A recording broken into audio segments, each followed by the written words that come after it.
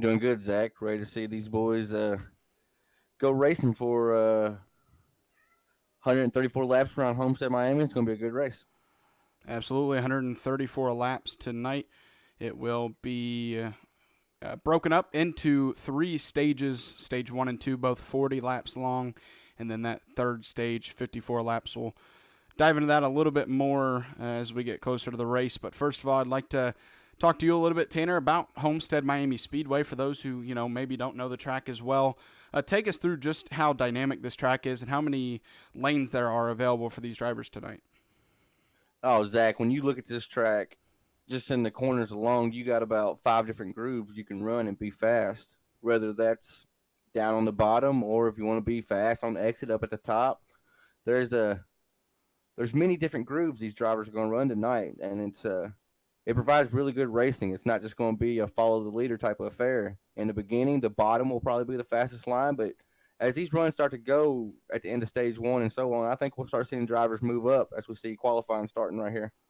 Qualifying is starting up. We'll start off with, or not. Oh, sorry, I was trying to do something. I was multitasking and completely failed. But we'll start up with Keith Thurst. He's still stationary. We'll come back to him. David Hawk here in the 21 Ford Mustang machine here. He's going out to qualify. So we'll start off with him here tonight. And you're going to see these drivers during qualifying really run that middle lane, I assume, because I ran Homestead this past week, and that was the fastest line was in qualifying, was that lower seam. Not the white line necessarily, but that seam that you see in the track right above it is usually where the faster lap will be, as you see this 21 machine just right above it. That's still a maintainable line right there, but you don't want to be much lower than that seam or much higher than he was right there. Yeah, Zach. So whenever I was doing some testing for this track, I noticed the further down you went, the more looser or on edge the car would get. But it's faster. So if you can hold that seam, like you said, just a little bit above the white line, that's when you're going to be setting your fastest laps out here. David Hawk to the pole spot so far. We have 3 qualified, but a bunch of people out on track. As you'll see Hawk's time here, a 31.186. See if he can make the second lap the better one. Those tires are nice and heat up now, so we'll see if he's able to improve on that lap time as he comes out of turn 4 across the start-finish line. It looks like the first lap will be the best lap as Cody Panel goes to the pole spot in that 6. It looks like Roush paint-schemed Ford Mustang. He's run a 30.89 here to start off. Fastest time so far. That's a good looking paint scheme right there. I really like that one. Only one in the 30s so far. Everybody else in the 31s. We'll see if anybody can change that here early, but Cody looking pretty fast. But still a lot of people left to qualify. Jason Warren, you may know him if you watch Troubles Racing Network and these other leagues, these other series. You may know Jason Warren's name and know just how fast he is. So he's definitely a candidate to take that pole spot away. He wants to get a win in these Cup cars. He tells me whenever he doesn't win in these Cup cars, he gets upset at himself or upset at his luck, I guess you could say. And he just really wants to get a win in these Cup cars in a league race. So maybe tonight will be that night. As we see here, Zach, he's actually using the middle to the higher groove too. So maybe there's more speed tonight with the way the track temp is. And like we mentioned, there's so many different grooves you can run around here. But with a hot track, I know you won't be right there on that bottom black seam. But most of these drivers are electing to run that second seam up almost. This track very worn out, so in real life you might see that high line come in more. Not necessarily even in the Cup cars. If you watch the NASCAR race, these Cup cars weren't.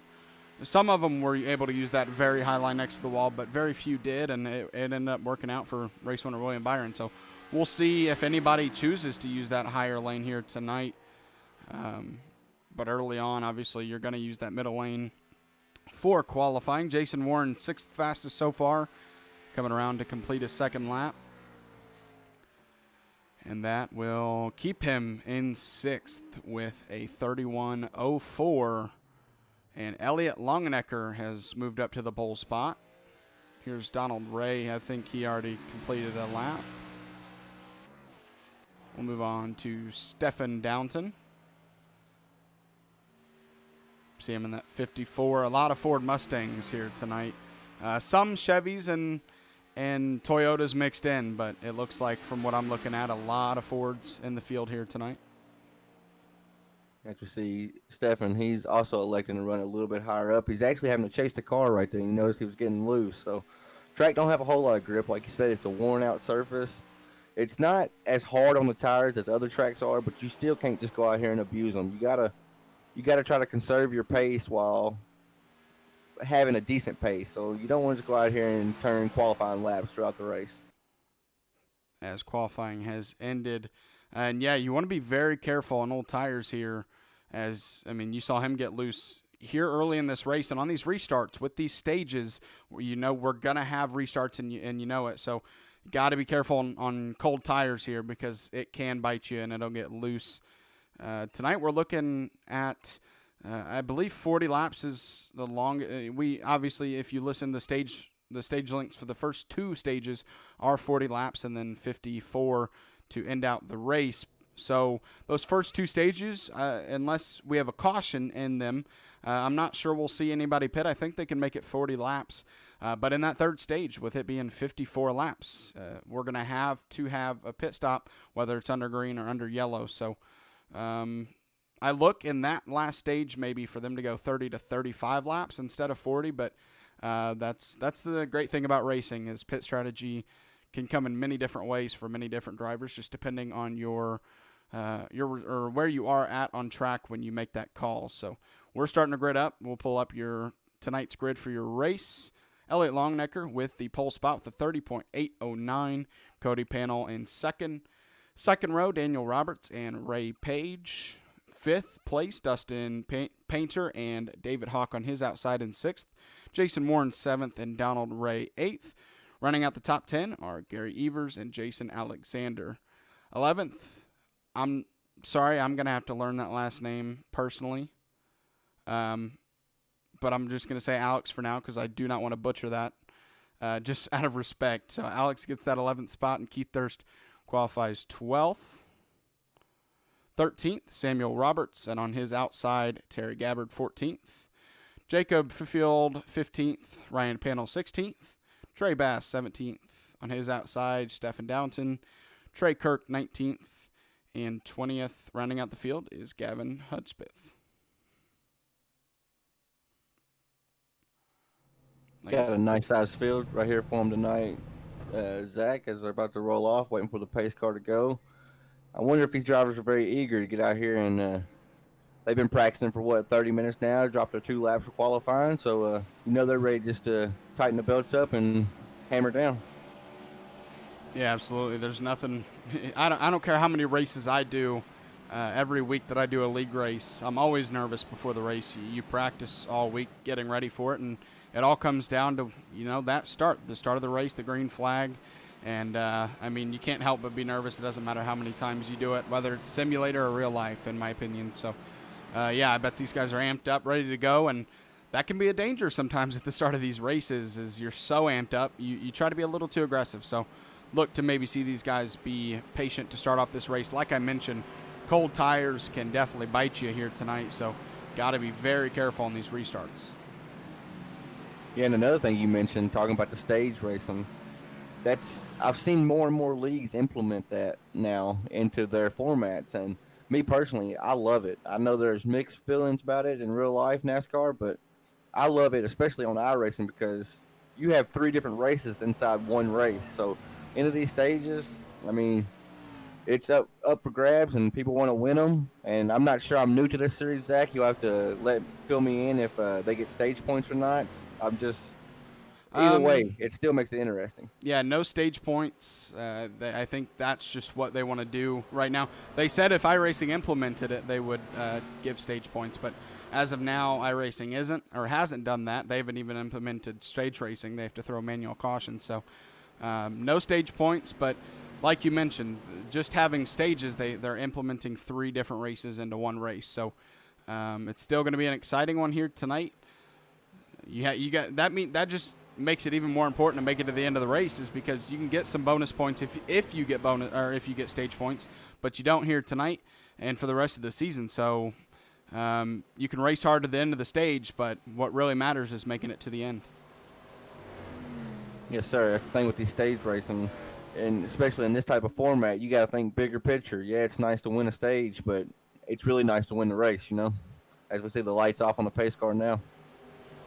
Absolutely. Elliott Longenecker, Cody Panel, your front two in that front row, the 5 and the 6.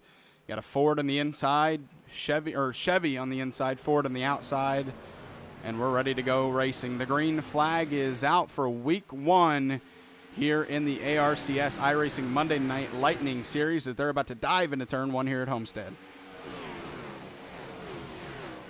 And this is not your typical 1.5 mile track. It has a little bit different banking than the cookie cutter style tracks, stuff like that. So the speeds here are really fast down the straights, but then you gotta slow it down a little bit in the corners to be able to choose the right line that you want to run. You can't just go in there with no brake or nothing like that. You gotta drive this track. This is the driver's track, and we see the 41 actually getting loose, and actually got the loose underneath him as well. And we were 3 wide racing in the middle of the pack, but it's resolved itself now, and Cody Panel up to the lead. Elliott Longenecker, not a great restart, and that'll give that 6 machine the lead here early on in this race, but a long race. Even with the stage breaks, it is still a long race, 134 laps, so a lot of time left for everybody in this field to, get warmed up to this track, get into a rhythm, and obviously that rhythm is going to be broken up by those stage ends, but even 40 laps here at Homestead can be a long time, just because it is a 1.5 miles, but it feels bigger than a 1.5 miles. Yeah, that's what I was meaning. It's just, it drives so much different than your typical 1.5 mile tracks. As we see, actually, Cody and Elliott, they're separated by a little bit, but they've separated themselves from the pack a little bit as well. Jason Warren on the back bumper of Ray Page here, as now he's to the inside for that 4th position. This is a battle going down the front stretch into turn 1. Ray Page on the 41 on the outside, 32 of Jason Warren on the inside, and Jason is going to win that battle. And you're seeing he's riding that seam there on the low side, and that will work out for him. Early on, you will see that low line, and if you're going to see that high line, it's probably going to come in later into the race, about halfway or so. So I'm not sure if it will fully, but we'll figure out as this race goes on. And we've seen Ray Page in the 41. He was actually the driver that got pretty loose earlier. It was him and Daniel Roberts. They both did a good job saving the cars without losing a whole lot of momentum. But it may have Ray Page actually just conserving a little bit now, because he's already rode the dice once. He got lucky and saved it. So he may just be conserving now, not to use that right rear too much. Yeah, with it getting loose here, you definitely have to conserve that right rear tire. Don't want to wear it out too quickly, because then the car tightens up a little bit, and you want to have that right rear with you when you have to start using that right front more here at Homestead Miami Speedway. Here early on, your leader, Cody Panel, out to a 7/10 gap over Elliott Longenecker. We'll see as this stage goes on if Elliott's maybe conserving a little bit more than Cody. But Daniel Roberts, who started third, 1.8 seconds back from Cody Panel. I'm starting to notice, Zach, a few of the drivers move up. I noticed Jason Alexander and Trey Kirk in the 24 machine. They were running up a little bit higher in 1 and 2, so maybe they're already feeling it 7 laps in.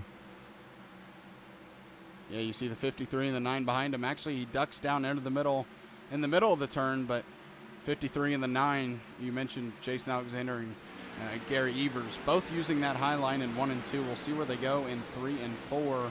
The 9 dives down to that bottom, and the 53 starts out once again at the top of the turn, but then as he goes through the turn, he starts to head down to the bottom. So nobody really getting too close to that wall here early on. As we actually have Dustin Painter in the 49 machine. He keeps looking underneath Ray Page in the 41, but Ray Page is running about the middle seam, and like we've noted already, you just get such a momentum coming off the exit that it's hard to make that pass on the bottom. Yeah, the more these tires wear, the harder it's going to be to pass on the bottom. The guy on the higher lane is going to get a better run off the turn than you, most likely, unless he messes up the turn. So it's going to be difficult. But one thing you see here at Homestead, and quite often actually, are the slide jobs. You see it a lot in dirt, but in NASCAR and in stock car racing, it's starting to show itself more and more. And especially here at Homestead, where if you're running that high line and the guy in front of you is running that high line, you dive to the bottom and then you glide up to the top and just hope that the guy can't cross you over down the front stretch or back stretch. So we'll see if anybody uses that here tonight. But that's one way you can try to take a spot from somebody if it's tougher to pass.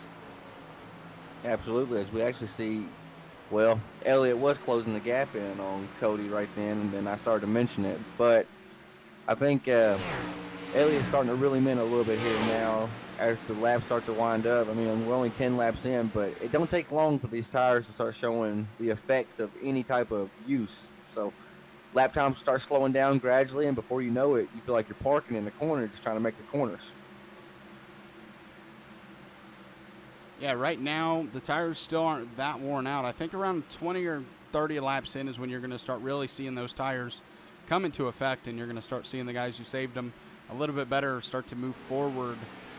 But yeah, lap 11, tires aren't going to be worn too much. As you see the 41 Ray Page go to the super high line, and the 49 going down to that light gray area next to the white line. That is very dangerous here at Homestead because it can get very loose. No grip down there. Yeah, it's very, very risky. It's equivalent to driving on ice and snow down there. Very, very risky. But Ray Page, look at him. He's inching up higher and higher. So we'll see some people run the wall tonight.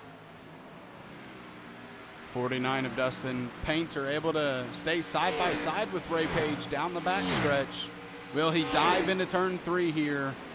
No, he's going to keep it pretty tamed down there on the bottom. Not going to try to do any slide jobs here early, which is smart, only to lap 12. So take care of your car right now.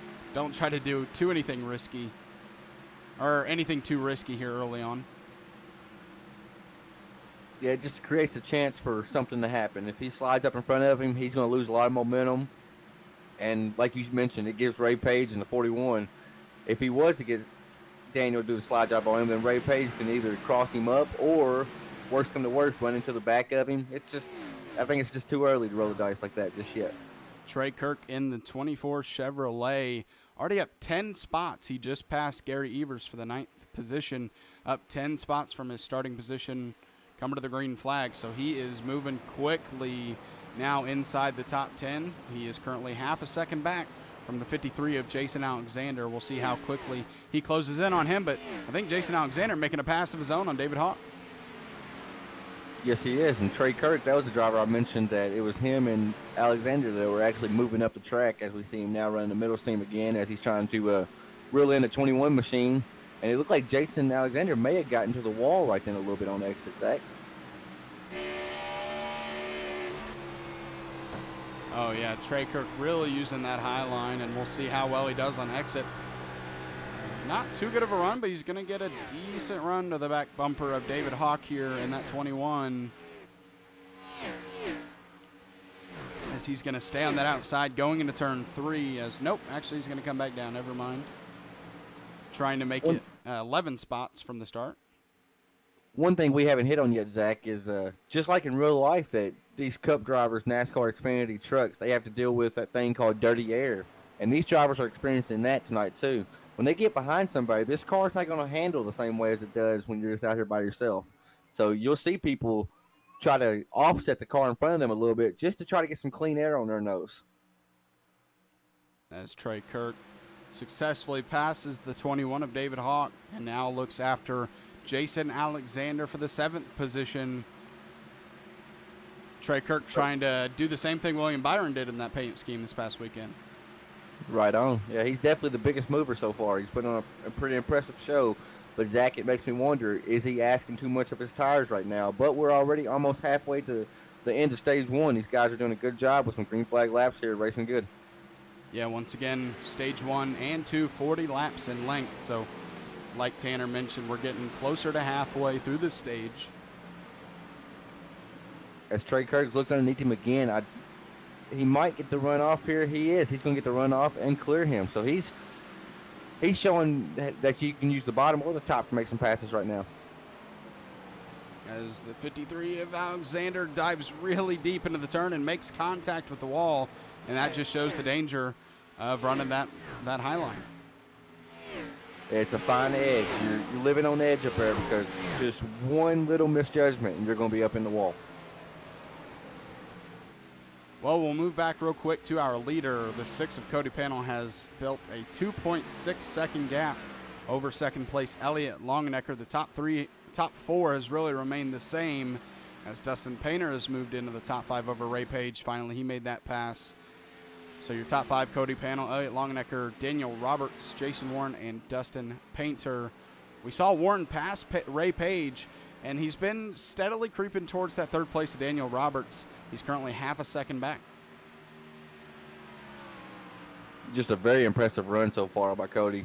I mean, he is he's demonstrating how to run these cup cars at Homestead right now. So if anybody wants to take notes, you better whip out the pencil and pad right now because he's turning some pretty good laps, 20 laps in, that's for sure.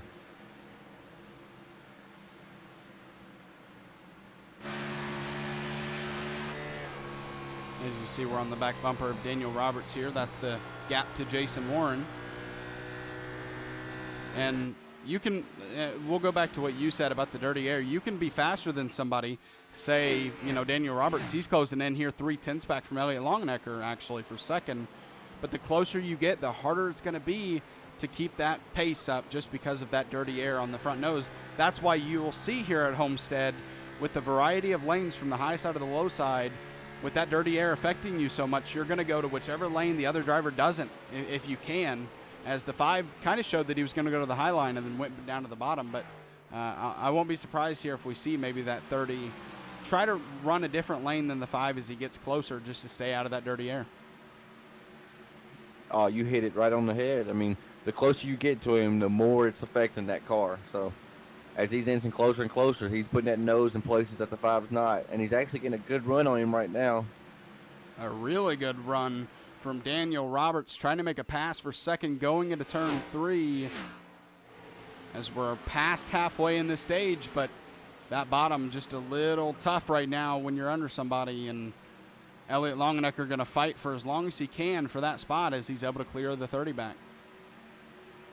Yeah, you just have to, if you dive it in underneath somebody when they're running the high line, you just have to be careful because you don't want to end up pushing up and running your night and the other person's night too. So even though the 30 might be faster, it's just there's a lot of things playing against him right now. Yeah, we mentioned earlier, the later into the stage, the harder it's going to be to pass. And really, that just shows with Daniel right there that he got to him pretty quickly, got to the bottom, and then he struggled. He got tight and wasn't able to make the pass. So these tires are getting older and older, and it's getting tougher to pass as we get closer to the stage end. Once again, lap 40, the first stage end. And this is actually bringing Jason Warren up to the mix too now. He's actually getting closer and closer to the 30's back bumper. As we see the 30 looking underneath Elliott again. Let's see if he's able to make it happen this time. That 5 of Elliott Longenecker really consistently running that high line now, as Jason Warren behind him is too. And you just get such a good run off that Elliott's sticking with it. He's not going to go to that bottom line. You'd maybe think Elliott would go to that bottom line to put Daniel Roberts into the dirty air, but he's not. And there goes Daniel Roberts once again. Will he be able to clear out of turn 2? He did clear him, but he didn't move up in front of him, and he's going to have to battle into turn 3 as well. And Jason Warren now, like you mentioned, into this battle right behind him.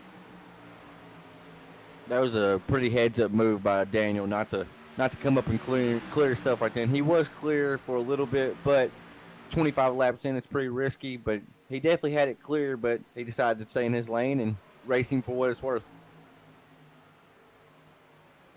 Yeah, if Daniel doesn't make this pass soon, Jason Warren's going to take that 3rd spot from him. So urgency is setting in for that 30 as we're going to go to the front bumper of Jason Warren here, watching this battle from his point of view.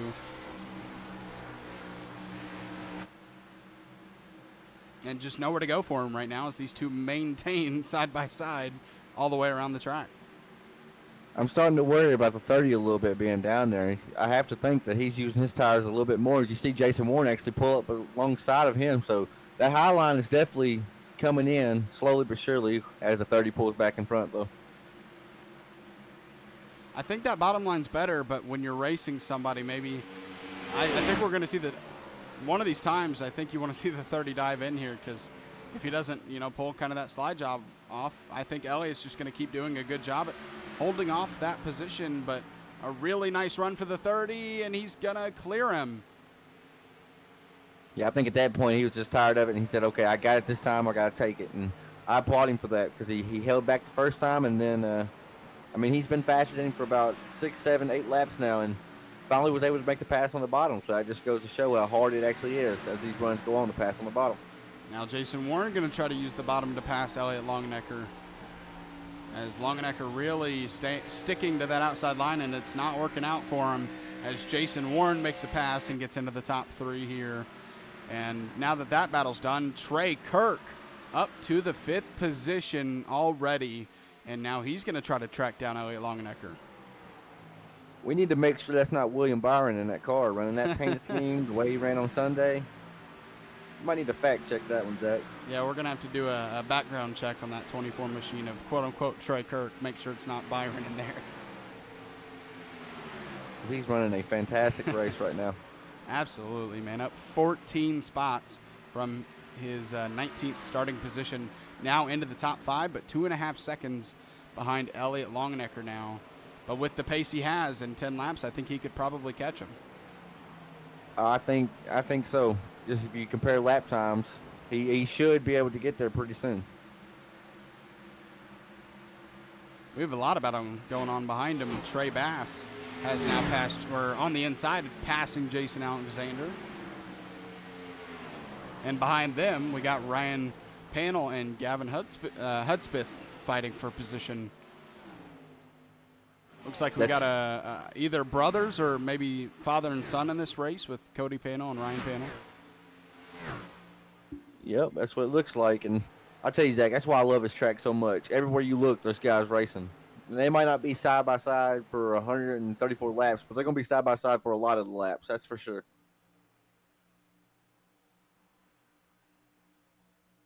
Yeah, and I'd like to mention, some of these guys in this race are kind of newer to iRacing, and the fact that we've gone 32 green flag laps to start at this race, very impressive start from these drivers here in this Cup Series in the ARCS Monday Night Lightning Series. So a very good start to this race, and obviously a long way to go, but if they can keep it up like this, it's going to be a very fun start to the season. Yeah, kudos to the drivers, Zach, because like we've hit on a couple times, this is not a track as hard as Darlington, but it's not an easy track either. There's times where you feel like you're super tight, you're going to push up to the wall, but then the very next corner you may feel like you're wrecking loose. So it's hard to find that happy medium here, but obviously Cody Panel, he's found that happy medium right now. Oh, absolutely. 6.7 seconds of now second place Daniel Roberts. And Daniel's built a gap of about a second over Jason Warren now. So he's sitting pretty comfortably now on lap 33, but no one is sitting as comfortably right now as Cody Panel, as he took the lead on the initial start of the race and has run away with it. I tell you, there's one driver that don't want this stage to come to an end at lap 40, and that's the 6 machine. Yeah, absolutely. He could just continue to build this gap if we had no stages, but that's the thing about stage racing is it kind of brings in the intensity of having to know that you have to restart at least 2 times per race. So this, like you mentioned, the 6 wishes, it could just keep going, but in 5 laps, those wishes are going to die as they're going to throw the caution. Also, I just saw that they have a maximum of 6 tires, so I think that's 1 on the car and 5 in the pits, right, Zach? I'm actually not sure, to be honest with you. Looking at the info, it says 6, a maximum of 6 tire sets. It would be 1's in the car to start out, and then we're going to see the 6 pit here. So yeah, we're seeing. You know what, Zach? This could be a fuel car right here. you might be on the money with the fuel because you thought it'd be 40 laps, but then you told me personally you thought it'd be between 35 or so laps.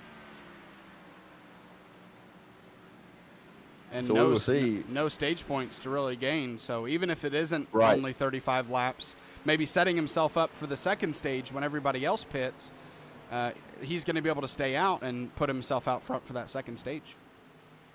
Just as long as he don't go a lap down. That's all. He just don't want to go a lap down. Well, Yes. if he's only one lap down, though, he'll get the lucky dog. So As long as no mistakes are made, he should not go a lap down here. But that'll put Jason Warren in the lead, as we also saw Daniel Roberts in the pits, Trey Kirk as well, Samuel Roberts, Trey Bass. So that brought down a lot of cars after our leader pit. I'm really thinking it's a fuel call, Zach, but I don't want to say for certain. But And to see you that were many right. cars pull off, I think it was a fuel call. So he will go a lap down, Cody, but he'll get it back pretty quickly as he's on fresher tires than Jason Warren. It's going to be interesting to see because I think, we're seeing these drivers like Jason Warren. He's staying out, so obviously you can make it past 35 laps. I like the call to stay out here with Jason Warren because while a couple of laps might not seem like a lot, and while Cody Panel and these guys who pit now are going to be up front when the stage starts for stage 2, they're going to be on at least, 3 to 5 lap older tires than these guys who are going to pit after the stage end. Exactly right. And 3 to 5 lap old tires may not sound that big in the grand scheme of things, but whenever Jason Warren's tires are say 20 laps old and the other people's are 25 laps old, there's going to be a difference made in there. And we saw how fast fresh tires was whenever he came up on Jason Warren right then in the 6 machine. He was able just to pass him like he was sitting still, and Jason's really, really fast. So I mean that goes to show how valuable these 4 sets of tires are actually going to be. Trey Kirk's going to try to unlap himself, but I don't think he's going to be able to, as looks like he's going to have to take the wave around, or he'll get the lucky dog, and the other drivers will get the wave around, but he's going to have to take that lucky dog at the end of the stage. Coming to lap 40, we'll see when they decide to throw the caution. We'll see if they let everybody cross the start-finish line first, or if they'll throw it here soon.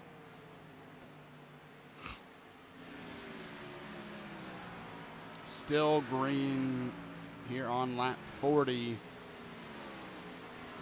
as Jason Warren trying to collect the stage win. No points for winning the stage, but more of a strategy call than wanting to win the stage, as he'll be able to pit after the stage ends and be, like we mentioned, on fresher tires, along with everybody who hasn't pit along with him. And he's starting to slow down here. There's the caution, the end of stage 1, as Dustin Painter was wrecking there, trying to pit, it looked like. Man, that would have been unfortunate if he hit something. Yeah, that'd be the worst case scenario right there. I mean, absolute worst case scenario. These tracks, these NASCAR Cup tracks, any tracks in general, going from about 160 miles per hour down to pit road speed limit, which is probably 45 to 55 miles per hour, that's not easy.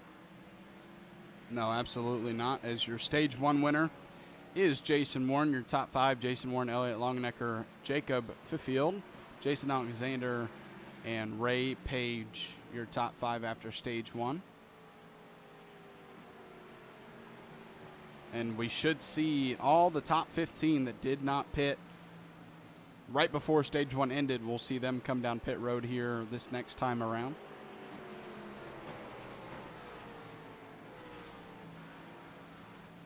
I just heard over Racecom they think the 41 is out of gas, so I wrote Jason Warren asking to see if maybe fuel was an issue. We're going to see if he checks his phone during races or not. Yeah, Ray Page just limping home to pit road. So, yeah, that's an interesting thing to look at, as he's out of fuel here and nobody else is. So, little surprising to see, as you're going to see everybody come down pit road now that did not pit the last time. Look at Jason Warren. Sorry to interrupt you, but No, look at you're what fine. Jason Warren's doing right there. Yep, pushing him along. Great move there, man.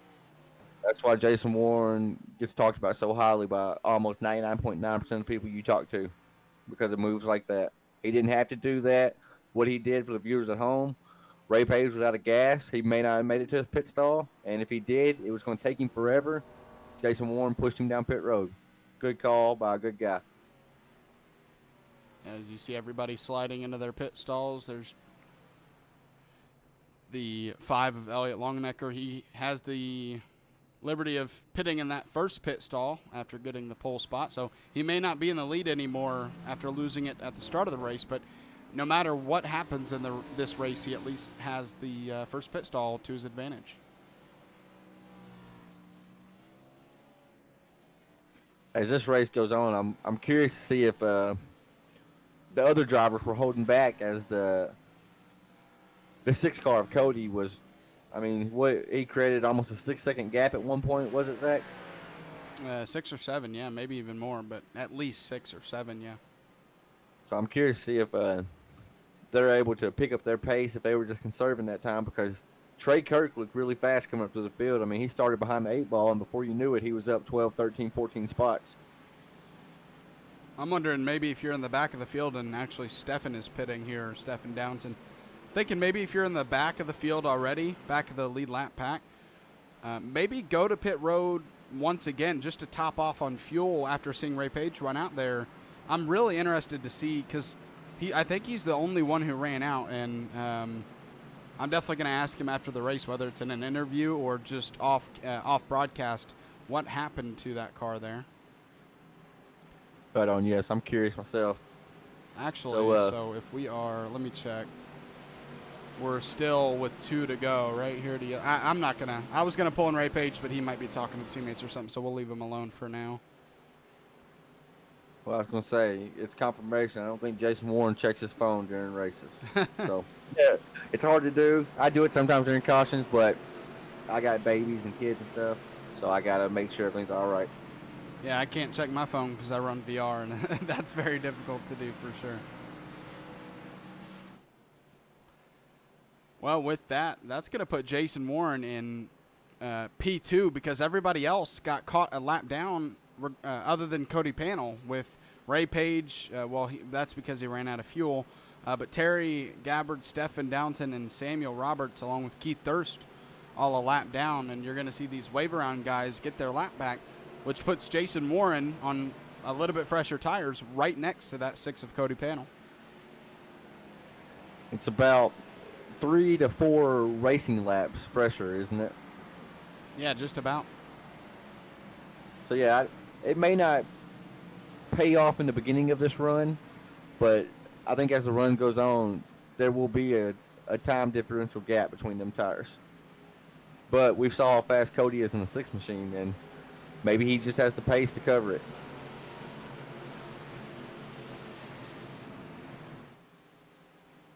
A lot of really good-looking cars out here tonight, too, Zach. Oh, yeah, absolutely. Seeing a lot of these cup paint schemes that we saw just this past weekend yesterday. And obviously some custom paint schemes. Just Jason Warren and that 32, that's custom. Some cars behind him as well. I'm not a Ryan Newman fan, diehard fan, but I really like that 6, as we're about to see him take the green flag right here. Here we are, start of stage 2 now, 40 laps. Or I think we're only going to go to lap 80. I'm not sure actually what they'll do there, because in NASCAR you'll see them set laps that they'll end, because if you look now we're on lap 46 because of the caution lap. So I'm actually interested to see if they'll end the stage on lap 80 or if they will go 40 laps. So we'll see what they do there. As the green flag is out, Cody Panel, a really nice restart. Jason Warren gets out front of Elliott Longenecker. And it's starting to get more single filed out as we go, but through the back of the pack, it is very busy back here, 2, almost 3 wide. Yeah, if you're towards the middle of the pack, back of the pack, you want to be aggressive on these restarts before everybody gets separated, because you can pick up 2, maybe 3 spots in a single corner if you're that much faster. As we see, Trey Kirk's actually back there now, running in, I think, the 13th spot. So we're interested to see if he can find his way back up front. Yeah, he's in 11th right now, behind the battle for 9th. And that was the unfortunate thing about him getting caught a lap down, is he's back in all this traffic once again. If he can just have you know, have a good stage 2, get up in the top 10, top 5, and put himself in the position for the start of stage 3. It'll be really fun to see if that car has the pace of these front runners, because we haven't been able to see him compared to those drivers yet, with him having to drive from the back. I'm curious to see if Cody broke the ice, per se, with pitting a few laps before the stage ends, because he was able to come back out in the lead. Oh, wrecking the 38 into the wall. Caution, but everybody else out. did a great job dodging him right there. But 38 just pancaked the wall. Man, that was a rough hit. While you pull the replay up, we actually have 2 fast repairs in this series. So what that means, they can go in and basically essentially click a button and get a brand new car. So as long as he can make it to pit road, he'll be okay and be able to continue on racing. Man, I think it was either, because he got loose, and it was either take out the 9 by getting loose to the left or get loose to the right and hug it to the wall as well as he could. And looks like he overcorrected when he got loose to the left, and it slammed the wall. But I think luckily for him, it was more the right front, not the middle of the car, and I don't think it took out the engine. Because he is rolling pretty slowly there, though. Yes, he is. And that was some great heads-up driving by them cars that dodged him. That red Busch car came in flying and just jerked the wheel to the right and ended up missing him. Or to the left, excuse me. Let's, real quick, let's go on board here with the, well, I was going to go, well, I'm having trouble finding who I wanted to. We'll just go with the 9 here. We're going to go on board with the 9 right behind this wreck.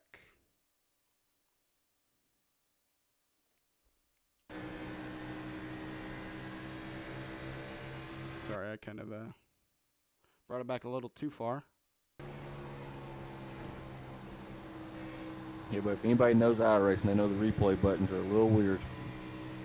I'm trying to find the other car that was behind the 9, but I can't seem to find out who that was. We'll stop worrying about that, as we do have some people pitting here. Dustin, we have actually probably half of the lead lap pitting. You know, folks might be thinking, well, that's a little early. They didn't run no green flag laps. But the way I see it, if you're running towards the middle to the back, what do you got to lose? You know, you probably won't ever use all these tires in this race, so use them if they're there, you know. Yeah, I think if we have green flag runs like we did in that first stage, you won't have to use many tires. But if you, per se, have, 20 lap runs or so, and then caution and 20 lap run caution, that's when it can get tricky with your tires and managing your tires, because 20 laps is a lot on 4 sets of tires. So you want to get new ones if you run 20 laps and get a caution. So as long as we don't get medium runs and then cautions over and over, I think tires won't be too much of a worry. But yeah, as long as we keep getting runs like stage 1, definitely 5 sets of tires should be enough. Absolutely, but the AHO saying, cautions breed cautions. So it's going to bunch this field back up, and we're going to see what happens here. Currently, we have 16 now on the lead lap after Jacob Fifield gets the Fifield. Sorry, I'll have to talk to a couple of people about their names after this race. But Jacob is able to get the lucky dog here and get that free lap back. So that'll put 16 on the lead lap. Cody Panel still your leader here.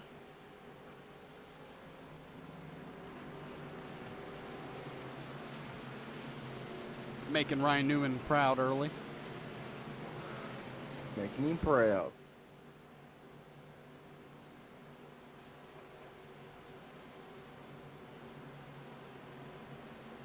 And Trey Kirk was able to get up to that 8th position that last couple of laps of run. So he's already up to the 8th spot, and he's going to start on the outside of the 4th row on this restart. Going to be interesting to see what he can do with that starting position. That's obviously better than starting, 15th or 14th. Right. Trey Kirk tonight, he's been one of them drivers, if you blink, you might miss him past 4 dudes in one corner. So he's just been masterful as far as making passes. He's came up through the field essentially twice now.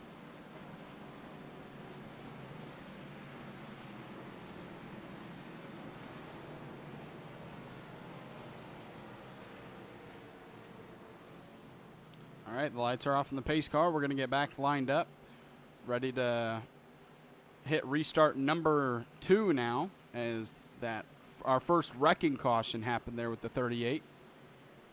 But if you weren't here for it, a great 40-lap run to start off this race for stage 1. And again, I'm not sure if it's going to be a 40-lap stage for stage 2 or if they'll go to lap 80, if you know what I mean. So we'll see what they decide to do. And I think I heard the 6, he's actually saving there, so trying to make sure he can make it to the end of this stage on fuel.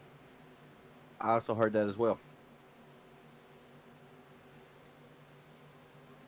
Actually, if we get another caution, I'm going to have you hop into the voice channel and ask Elliot that, so we're not guessing all night if we get another caution. Well, when we get the next caution, whether it's the stage break or not. As good as we see Cody have another good jump. Excuse me, sorry. No, you're good. The front 2 have figured it out, but fighting for third, Elliot Longnecker and Ryan Panel. So 2 of the panels up in the top 4 here now, and that you see that 12 Menards Ford Mustang with Ryan Blaney's paint scheme on that 12 car. I'm pretty sure Trey Kirk gained 2 positions right there. It's showing him in 7th, but I saw him pass 2 cars on the restart. Yeah, I he's can't in lie. 6th right now. I've been watching him a lot because he's just been exciting tonight. Just the way he's been weaving in and out of traffic, and it's not like he's just running one line either. He's all over the track. Just wherever they're at, he's not. He's going somewhere else. There's no doubt tonight he has been fast. But the big question, does he have winning pace? He's had pace to get through the field and get to the top 5. But does he have winning pace? Because nobody seemed to have the pace for Cody Pano here tonight. But Jason Warren, with those couple lap fresher tires, only 2/10 behind him. Yeah, Jason's actually staying right here with him. And it'd be interesting to see about the next 5 to 6 laps if he's able to still be this close to him, because just Cody's had great pace throughout the entire run, not just firing off really fast. But Jason Warren is staying right there with him, and Elliot and the 5 machine's actually staying pretty close to Jason as well. Yeah, Elliot Longnecker had the fire-off speed that last run, but he started to fade as the run went on, and the 12, Ryan Panel, a little bit of an issue, got loose out of the turn, and that's going to cause him to lose 2 spots as Jason Alexander and Trey Kirk pass him up.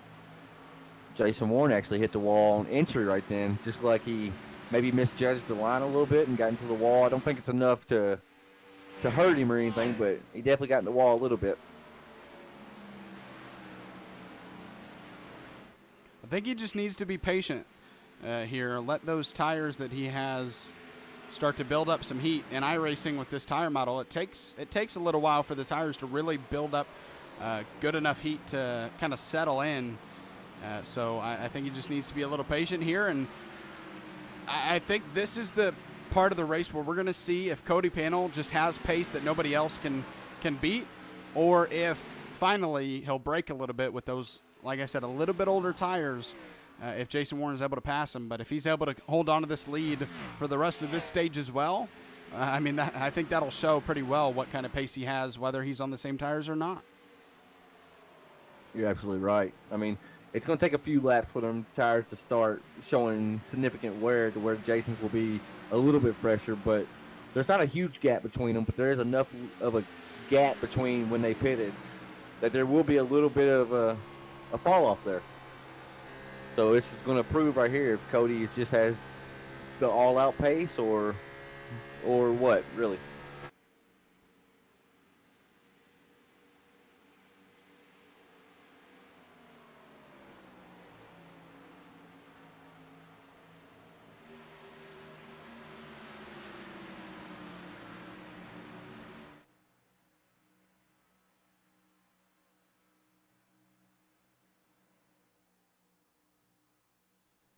As now a 3 or 4 car length gap for Jason Warren, Cody Panel over Jason Warren.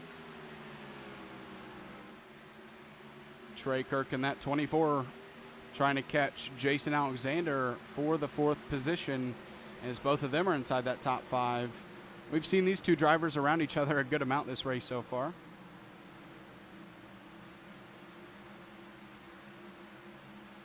As here comes back the number 12 of Ryan Vanel. We saw him get loose and give these 2 positions up. He's trying to take them back here on lap 61, coming to lap 62. He's going to have to earn it back, and he gets loose once again.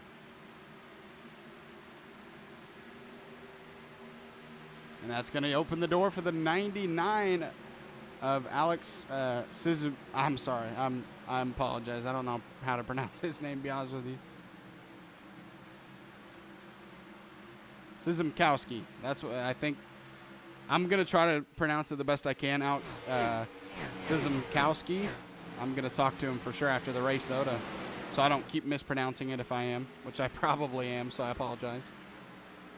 Battling going on behind him, though, the 9 of Gary Evers and Donald Ray, and the 14 on the bottom battling for the 8th position here.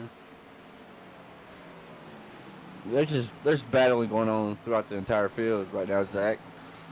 I mean, yeah, we've created a little separation with the top 3, but it's just mini packs racing with each other.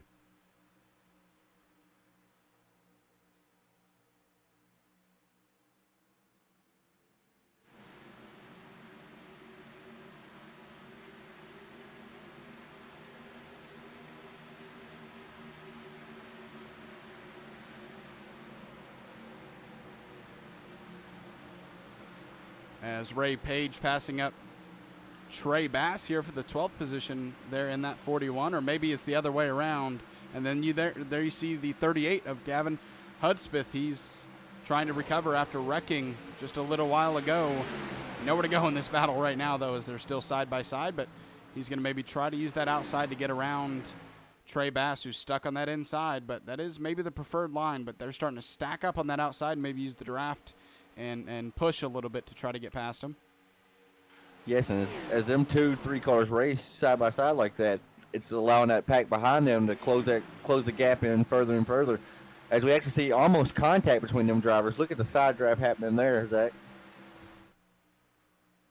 Yeah, I mean, on the inside, you really have to side draft in order to kind of kill that high sides momentum. But, wow, Ray Page dives deep into that turn. Maybe the 55 being a little patient on the bottom, doesn't want to get loose and wreck. And that 38 going to push push Ray Page as much as he can. He can't get to his back bumper, or chooses not to, but Ray Page going to clear, and now, he gets a little loose, and that's going to help the 55 of Trey Bass pass him back, actually, and the 38's going to follow. Just great racing all around right now. Everywhere you look. A group of 7 cars here, all battling for a position at least, it looks like, as the 4 behind them is Terry Gabbard. He's actually a lap down right now, so he's in that lucky dog position. Sorry, I took it away from that battle. He's in the lucky dog position, so he's going to try to stay as far away from Stephen Downton back here in the 54. He's going to try to stay as far away from him as he can, so if a caution, or when the caution comes out for that stage break, if one doesn't come out beforehand, he'll get that free pass and get back on the lead lap. Yeah, and go back to the front of the pack, I'm starting to notice that Cody's actually not doing it really fast, but he's starting to pull a little bit away from Jason Warren with each lap. It goes by just a little bit faster each lap. As we have a caution on the track right now, Zach. Caution is out. And Donald Ray is around in the grass. And there is back end damage to that car, front end damage. Maybe leads you to think that he got hit into something, but we'll find out for sure. The video replay will tell all. Oh, I think so. Looks like we got some aggressive racing going on here. 3 wide, and the 21 and the 44 meet, or 14 meet, sorry. And unfortunately, that 14 spins around because of it. Don't get stuck in the sand.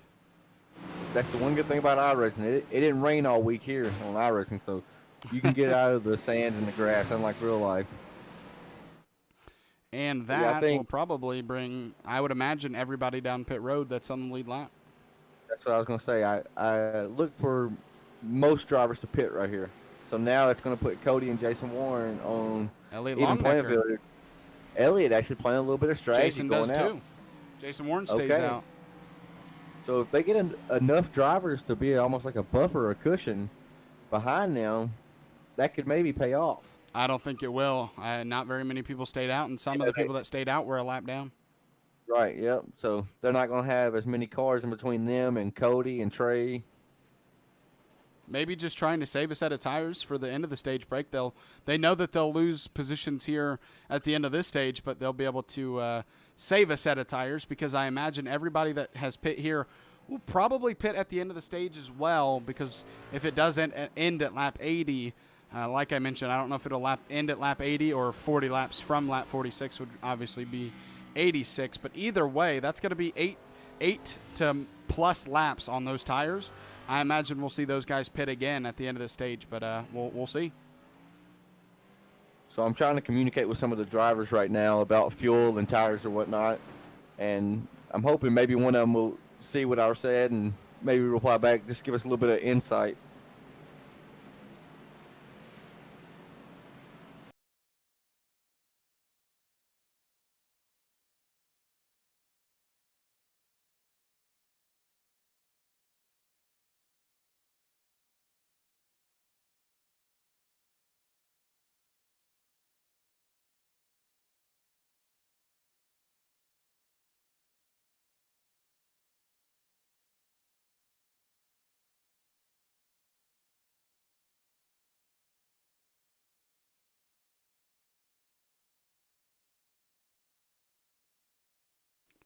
All right, so I talked to Elliott, and we are going to lap 80. So we're going to have the lights are still on the pace car, so it looks like we're going to have a 7 to 8 lap run to the end of the stage here.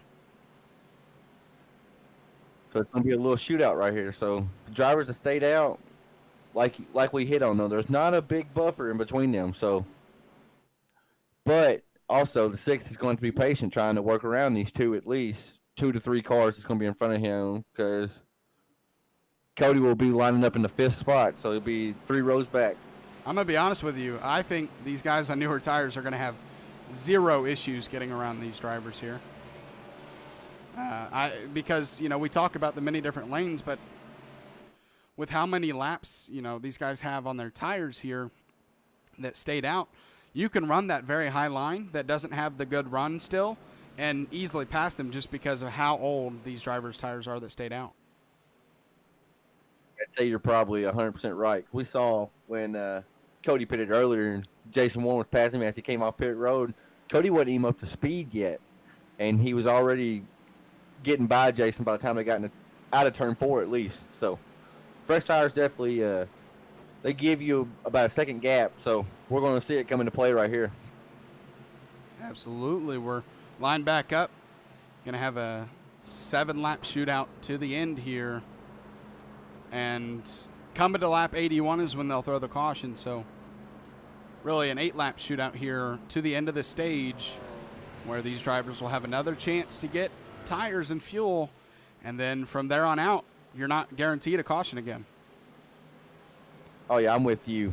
I looked down, thought we were on lap 74, 75 going green. So, yeah, not taking tires right here. I don't think they're going to have a problem getting back up toward the front. But you got to think the drivers up front just trying to save a set of tires that these other drivers won't.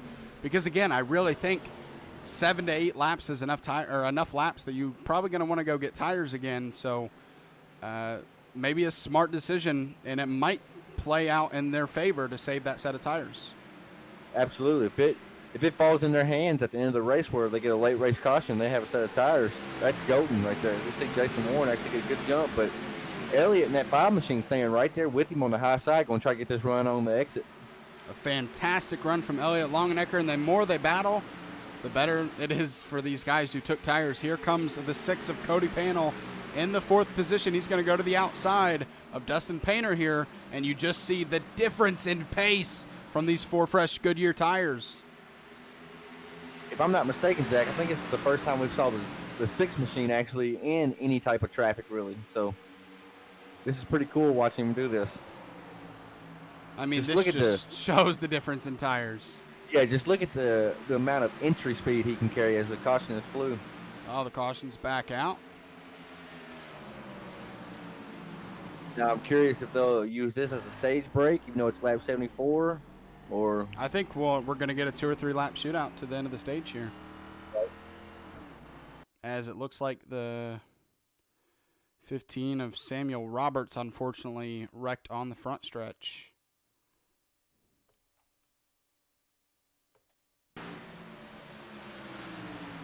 Coming down the front stretch. Oh no, the 54 contact to the outside wall, turning the 15 around, and that 54 of Stephen Downton, a lot of damage to both cars there. that's a tough break right there for both of them guys. But as we hit on earlier, you got 2 fast repairs in the pits. You just got to make it there. Yeah, absolutely. Stage end at lap 80, and we should, I imagine, get the green flag at least 77 to 78. So 2 or 3 lap shootout to end this stage, and the number 6 of Cody Panel there in second right now on much fresher tires than the 5 of Elliott Longnecker. So even just for 2 or 3 laps, he should have no problem getting around him. I'd say coming out of turn 1 into turn 2, I think Cody's going to have him cleared. He's just, those fresh tires are just so much faster on entry. We just saw it right then that he closed a 15-foot gap just in a blink of an eye, basically. As we'll take this chance to show you your schedule here tonight. Next week, March 8th, we head to Las Vegas Motor Speedway. We're following the NASCAR schedule for 10 weeks. So Homestead tonight, Las Vegas. Next week, we head to Phoenix, Atlanta. Bristol Dirt is the halfway point for this schedule. I mean, what a race. And then we head to Martinsville. I mean, Bristol Dirt and Martinsville back-to-back. What a 2-race schedule right there. And then Richmond, Talladega, Kansas, and then we end the season at Darlington Raceway. I mean, the back half of the schedule couldn't be any tougher, in my opinion. That's a brutal last half of the schedule. So if I'm any of these drivers out here, I want to make sure my first 5 races are good, because in a season like this, you can't afford no bad races. So you want to pad it as much as you can. But talking about that Bristol Dirt, if iRacing has that in by then, that's going to be awesome. I mean, that's going to be awesome. Yeah, I believe they're going to get it in the next release. So I'm not sure if the next season will be here by then, but at least when they do their patches and stuff, I think they'll introduce Bristol Dirt. But they will get it in before the week of Bristol Dirt happens. So I'm really looking forward to it. Not sure how much I'll race it. I am going to do NIS because I've planned on doing NIS all year, or every NIS track at least once. So I'm going to have to do it, but after I do it, I'm done racing it because I'm probably going to be very bad there. Speaking about the NIS, I think you won a few times last week, didn't you? Or you won on the road course, right? 500 and the road course. So I'm taking my winnings and I'm running. I'm going to just try to get top 5, top 10s the rest of the season. I don't need to win another race. I just need to finish consistently after those 2 wins. Actually really impressive, Zach. I didn't know you won the 500 as well. So kudos to you. Those are really, really hard races to win, and they're long, they're grueling, they're the 4-length race, and I mean, just kudos.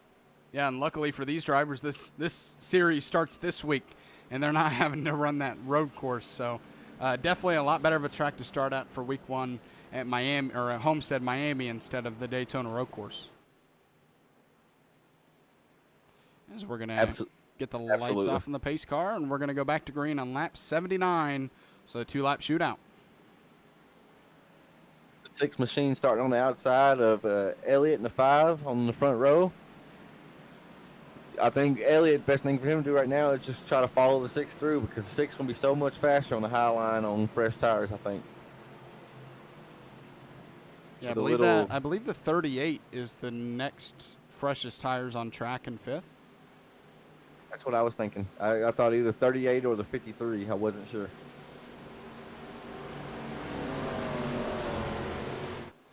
Yeah, I'm looking forward to broadcasting that Bristol Dirt here in this series. I'm looking forward to watching and broadcasting it a lot more than I am looking forward to racing it. But these drivers in this series definitely going to have a lot of preparation that week. I don't know who in here might be good at dirt, but I mean, even if you are, that's just something something new that you've never raced in dirt here. That's an entirely different animal. I'd call it all day. I don't want to race on it, I don't think. As we are coming to the end of stage 2 here, pace car is going to pull off. 2-lap shootout. Elliott Longenecker is off. The green flag is out. Huge gap in the field between 4th and 6th place right then. As a caution that flew early. And that is going to end the stage right there. Ray Page, the 54 again, unfortunately. Stephen Downton, I mean, his car looked like that before he got it fixed, and it's just right back to the way it looked. Ryan Panel, unfortunately. Ray Page as well. I'm catching the tail end of it. I'm not able to see your screen right now, Zach, so I can't. I forgot to reshare. That's my bad. You're all good. Peek behind the curtain. Here you go. So we're going to check this out. What happened on this restart? 3 wide, and Ray Page and the 43 get together. And then Ray Page actually doesn't hold the brakes, and the 54 unfortunately gets involved in it as well. Heads up move by the 12 car right then. Did you see that? Actually, no contact between the 12 car and Ray Page. Yeah, he locked him up pretty heavy, and that's going to help Elliott Longenecker as when the caution comes out. Now he doesn't have to race Cody Panel to the end of the stage. He'll win it. Yes, sir. So, I mean, we wrote him off thinking that those first tires were going to pay off. We never saw a quick caution coming like that, but that's the way it falls. And Elliott, he's sitting in a great spot having that number 1 pit stop. Now we're going to see. Now we're going to see pretty much everybody pit, I would imagine, on the lead lap. And now with this happening, actually, David Hawk stays out along with Donald Ray and Alex Szymanowski. Again, I'm going to talk to him after this to make sure I don't keep butchering it, but trying my best. But, oh, no, Ray Page spins out on pit road. I'm actually really impressed with the way you pronounce Alex right then. I'm not even going to try it. I'm a redneck from Kentucky, not trying it. That's because I, for about 20 seconds, just read it in my mind to try to say it the best way I could.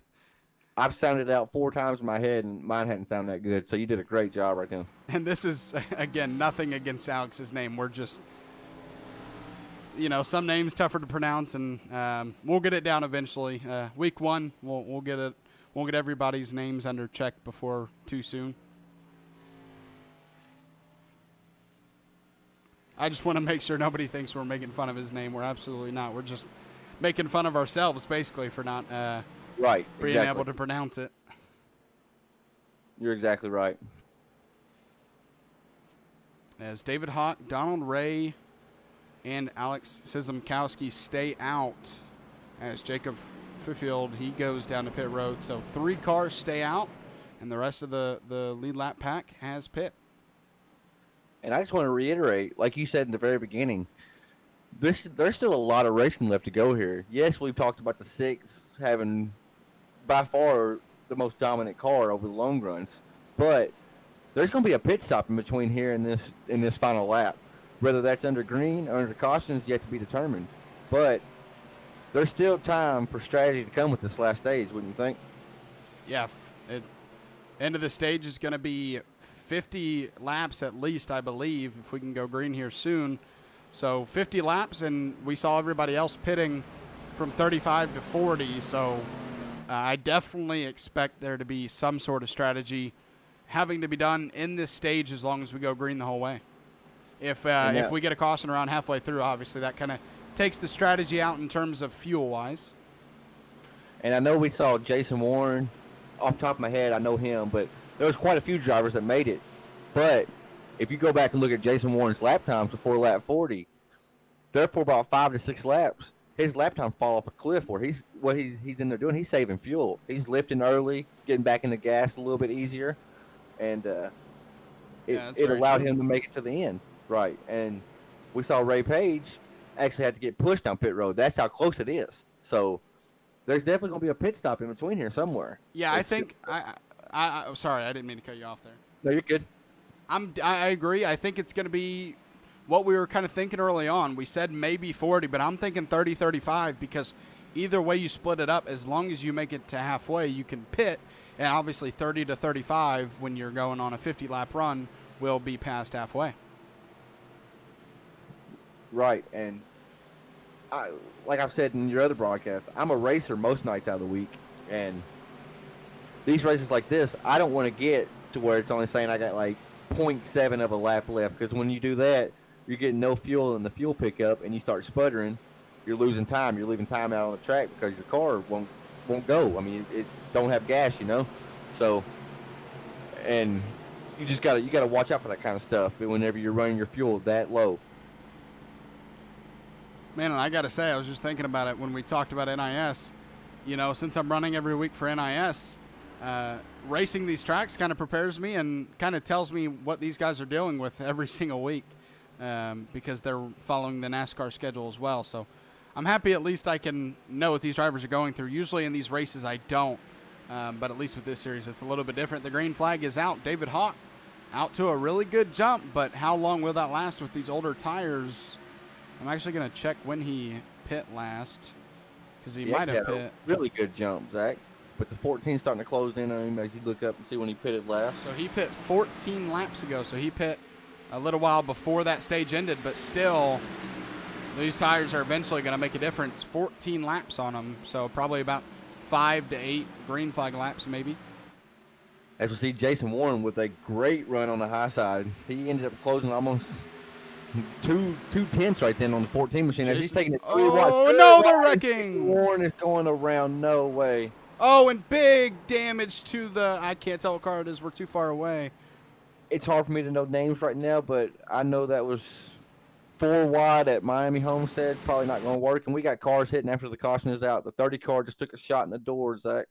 I got to say, we saw a pretty hard lick from the 38 earlier, but I think we have a new competitor in terms of hardest hit in this race. Let's take a look at this. I mean, I don't know which car it was, but heavy damage to whoever it was. We see Jason Warren kind of chops off the nose of the 21 and big damage, and I can't tell who that is. I think that's the 99. That's Alex Sizemkowski. He stayed out, I believe, unless he pit right before the green flag. But, I mean, big damage. I think we need to go a little bit of a ride-along with that car. As, I mean, that propelled that car into the air. Right, just nowhere to go as he's coming. I mean, he sees them wrecking, but you don't have the time to get the car slowed down from 190 miles per hour. Just a huge impact. And to the worst part of the car, too, right in the front. As you see the smoke peering out. Looks like he's going to be able to make it to pit road, thankfully.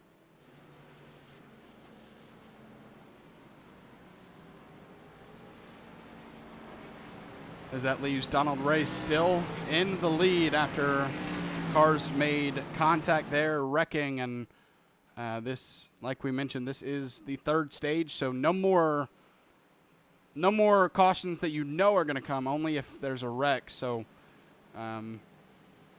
obviously you got to start planning ahead of, when can I make it, and right now is just not that time. So I was watching pit lane right then, Zach, and I'm pretty sure all the drivers that were in that collision right then ended up making it to pit lane, so they didn't have to use the tow feature, which means the tow feature, if you have to do that, your car won't make it back to pit lane. You can exit out, but iRacing adds about 2 minutes onto that time. And if you switch over to the 99 right now, he's actually driving around with his left front completely locked up. It's actually kind of cool watching this. He's smoking a lot. It may be a glitch on iRacing because I thought he used his fast repair. Oh, he had to have used his fast repair because his car looks clean. But, yeah, the front tires are basically glitched. They're not rolling on our screens, but I imagine they are actually rolling.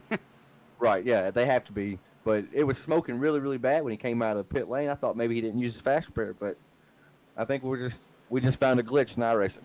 Yeah, that's a really weird one, too. You see everybody around him, their front tires rolling, and you see the stationary yellow lettering on those tires, which obviously shows it's not rolling. That's a really weird glitch. I'm just glad I wasn't looked at as crazy, because I was like, his tire's definitely not rolling here. iRacing was like, maybe that was just such a hard hit that even when he got the quick repair, it was like, man, we're still stunned a little bit from that hit. Right, that showed just how hard that hit was, I guess. The fast repair can't even repair it all the way. But in all reality, I think he's fine and he's rolling good. Yeah. I think it's just something on iRacing's end. iRacing's great. I mean, but at the end of the day, and a lot of people are going to hate me when I say this. Yes, it's a simulation, but at the end of the day, it's a computer game. That's what it was intentionally built for. And yes, it's a simulator. Yes, it's the closest thing to real life. But as you see, stuff like that will fall through the cracks. They'll get it fixed, and then next week it'll be something else. You never know. Yeah, when you have computer stuff, even a simulator as realistic as this, there's gonna be stuff that happens, and I mean it's just a product of it being computerized. So I've never seen that one before in my 5 years on iRacing, but I mean they say you learn something new every day. You see something new every day, I guess. So I get there's viewers of yours, Zach, and of other broadcasters that I do that ask if iRacing is worth it. Just as we're under caution right here, absolutely it's worth it. Yes, there's an initial cost to get started up, but I went budget whenever I started up with what I'm using right now, and I'm still able to race fine, you know? So if you're into racing, iRacing is the way to go, I think. Oh, absolutely. If you're, I mean, if you just want an easy racing game that you want to do, then I mean NASCAR Heat, you can go that direction. A lot cheaper, obviously.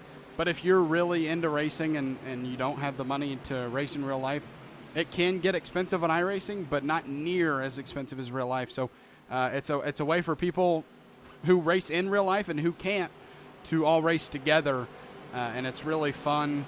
You know, every track and car, other than the free ones, does have a one-time fee, but then you own that car or track for the rest of time, really.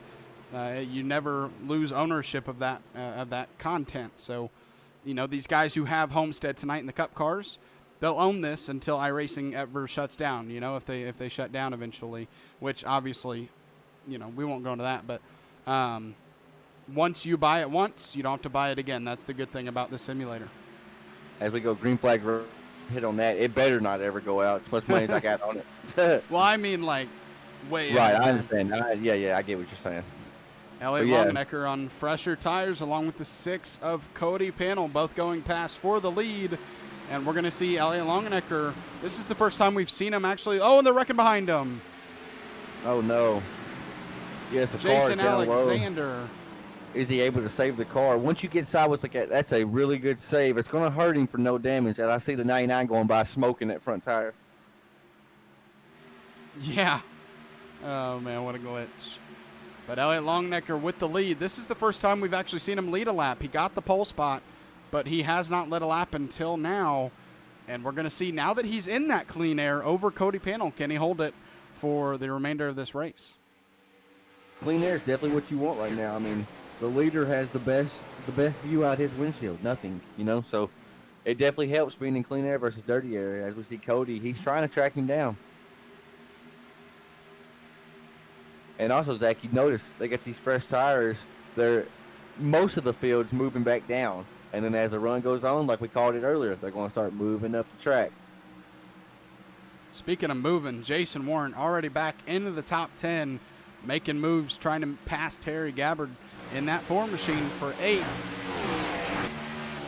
As you have alluded to before on the broadcast, Jason Warren, he wants to win one of these cup races really bad. I've ran many league races with him. I've watched him lead many cup races, and then there's always something that happens tonight. Unfortunately, tonight, I think he may have been the downfall of himself. I think he thought he was clear, so now he's racing with a mission, trying to get back up front. As he gets past the Ford, and he's starting to use that high line a little bit here to make moves, as he's going to try to pass Ray Page as well on that outside line. And Trey Kirk, a driver that we mentioned, you know, has been moving a lot this race, but he's kind of been stationary ever since getting to that top 5. Ooh, Ray Page gets loose right behind him and just head on into the wall. Zach, it looks as if he just got loose and overcorrected, but you're the genius with these replays. You'll be able to tell us more. Yeah, I'm seeing it in reverse here, and I think that's absolutely what happened. Let's go on board. That's really the best way to tell what happened in that race car is from on board. So he moves up. Yeah, so it looks like he moves up to try to pass that 55 there. And when he gets behind Warren, the air kind of lifts off of that car, and it gets it really loose to the left, and he overcorrects. that's what we hit on earlier, that dirty air. It got off that spoiler. He lost a lot of downforce, and before he knew it, that back end of his was just slipping out, slipping out, slipping out. He went to save it, and unfortunately, it grabbed grip, and he was just alone for the ride at that point. Yeah, it's crazy what can happen in these cars aero-wise. I mean, you're running just fine. You have a bunch of air on that spoiler, and then all of a sudden, or the front of that car, the splitter, and then all of a sudden you get behind somebody, that air stops going to that splitter, and then, like you mentioned, you lose downforce. And, I mean, that car just lifted, basically. And when it did, it went loose. And we're now going to be under 40 laps to go when we go back to racing, so theoretically, everybody who pits here, if we go green the rest of the way, should make it. As we see Jason Warren actually electing to stay out, I'm not sure if some ones in front of him are staying out or not.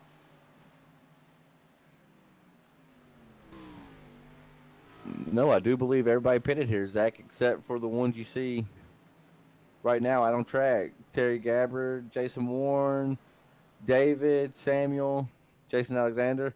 Jason Alexander was the guy, he was a driver that got loose just a while ago, but did a great save, and that caution actually saved him too because he got to go in. It looks like he used his fast repair because his back end's not damaged up anymore.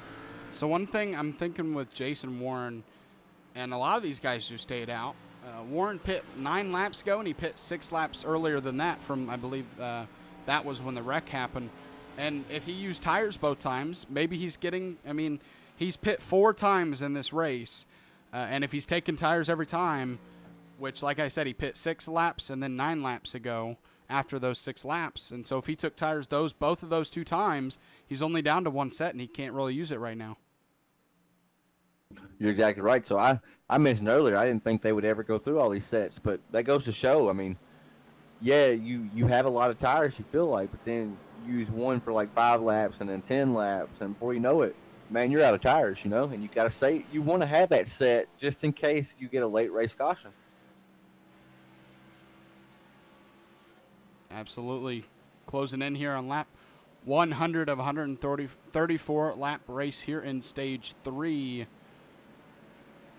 Jason Warren, your current leader, the 6th, though, of Cody Panel, definitely led the most laps here tonight, but has been stuck outside of the lead ever since the kind of the end of stage 2 when people decided to stay out. So although he's dominated this race, he's sitting in 6th right now and just needs to find a way back to that lead spot, which he hasn't been able to do since the end of stage 2. We hit on it earlier that when there was stage 1, like 30 laps into the race, we said there was one person that didn't want to see the caution, and that was Cody. And now cautions have ultimately been his downfall because he can't get the green flags to try to get his track position back now. Yeah, I believe the track temp was 70 degrees earlier, so we're down 4 to 66 degrees. And while 4 degrees may not seem like much, that can affect these cars just a little bit more than you think. So we talk about, you know, this is a fixed leagues or fixed series, so you know, these open setups series where maybe in the light or the, you know, the sunset part of the race, your car's better, but once the lights come out and the sun goes down, it can maybe worsen. Since this is a fixed setup, nobody else is dealing with difference in the setups, but sometimes maybe you can get worse at night or better at night. And I'm not saying the 6 has gotten worse, but that can happen no matter who you are in the field. Sometimes when that track loses the sunlight, you can get a little worse or a little better.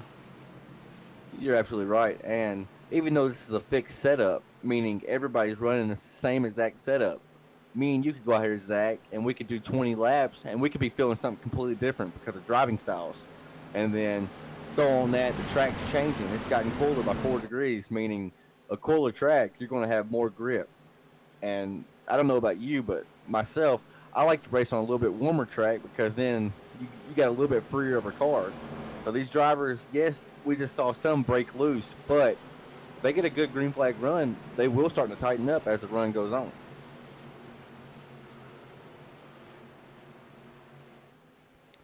All right, well, kind of set the stage for you. The top 4 there, first 2 rows stayed out, and everybody behind them just pit and got 4 fresh tires. And we're going to see how well it works out. Jason Warren immediately off, and the green flag is out. Gets a great jump going into turn 1 here, as they're still side by side behind him. I think even with 34 laps to go here, Zach, if you're running about mid-pack or whatnot, I think it's time to go now. As you see, 3 wide behind, and it's actually going to sort itself out fairly nice with, I think that was Cody and the 4th. I don't know who the second car was. It's too far away, but that was some pretty good 3-wide racing. As actually Cody's looking in between the 5 and the 15 right now. And Elliott gets loose. Sorry about that. All good. Oh, man. Elliott was racing the 15 of Samuel Roberts on the bottom, and we talked about it earlier. If you get in that light gray right where Cody is, you can get really loose, and that's exactly what Elliott Longnecker did out of turn 4. He got really loose and not only lost the battle against the 15, but the 6 of Cody Pano got by him as well. And here, Cody with fresher tires than these drivers, driving straight by him with 34 laps to go here. Just want to give an update. As I was looking through the field, I saw the 99 of Alex elect to go in and pit. I'm not sure if that was for a black flag or what, but he did go down pit road, I saw. I'm going to check real quick how many times Cody is pit. So it looks like he's pit 4 times as well. So most of these drivers looks like they're probably down to 1 set of tires, including our leader, Jason Warren. And really, you got to think guys like Warren who stayed out are depending on a caution to come out before they run out of fuel, because then if you run that many laps, everybody's going to come down pit road for tires, and you'll be able to maintain the lead and be on the same tires as the other drivers who took tires the last time around. So I don't think Warren can make it on fuel. He's just hoping for a timely caution. Just to show the difference of the lap time between the tires difference, Jason Warren did a 31.370 last lap, and Cody did a 31.067. So 3/10 quicker on them fresh tires. So that shows, and it's been proven all night, fresh tires is the way to go. But when you have 1 set in the pits, you're just hoping for that late race caution for 1, tires, and for 2, fuel. See if it works out for our race leader. We have been getting cautions here, so the 99 is still glitching, it looks like.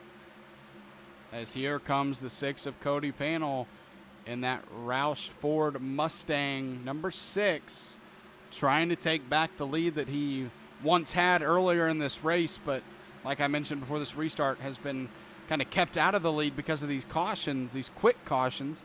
And if he doesn't get one here, he'll be, it looks like, taking this lead away before you know it. Yeah, he's there now. Jason Warren's mirror is full. It looks like Jason Warren, that's the second time I've seen him do that. About the same part of the track too, Zach. But you see the 6 car, he dives down low. He had more momentum, but like you said, you get down into that light gray, there's no grip down there, and you just cannot put the throttle down the way you need to get that exit. I got to tell you, though, Cody's been able to keep it in that light gray and handle that car way better than I ever could, and a lot better than a lot of people are tonight as he takes the lead away. I've been really impressed with how he's gone to that white line and not lost it.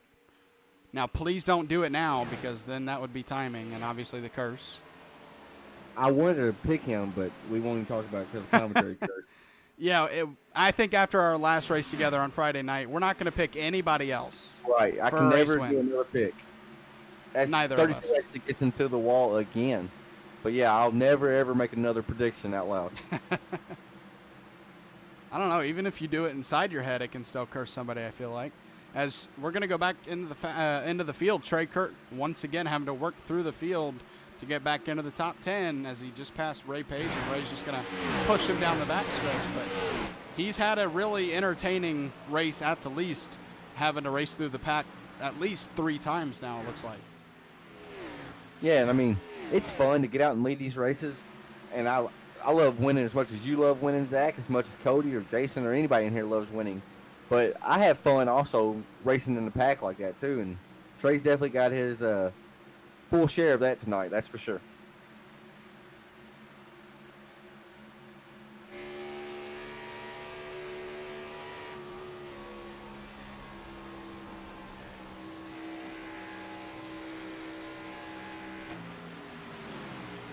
As we'll go back to our leader here, Cody Panel, 1.3 seconds ahead now of Jason Warren, and Elliott Longnecker in third. He's starting to recover after getting loose a little while ago. I think he just passed Samuel Roberts for the 3rd position, and now a second behind Jason Warren. He's going to look as, oh, they're side by side right now, actually. We were on board with him, so I couldn't see that, but he passes that 15 car, and now 0.8 seconds back from Warren on fresher tires, going to look to go take that top 2 position away.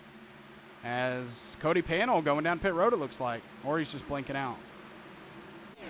Oh, I think he just blinked out.